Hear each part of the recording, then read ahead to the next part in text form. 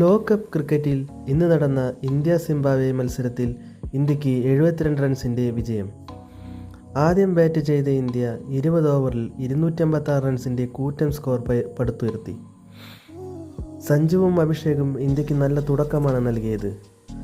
സഞ്ജു സാംസൺ 24-ഉം അഭിഷേക് ശർമ്മ 55-ഉം ഇഷാൻ കിഷൻ 38-ഉം സൂര്യകുമാർ യാദവ് 33-ഉം ഹാർദിക് പാണ്ഡ്യ 50-ഉം തിലക് വർമ്മ 44 റൺസുകൾ നേടി. മറുപടി ബാറ്റിങ്ങിനിറങ്ങിയ സിംബാബ്വെയുടെ വിക്കറ്റുകൾ പോവാൻ ഇന്ത്യ നന്നായി പാടുപെട്ടിരുന്നു.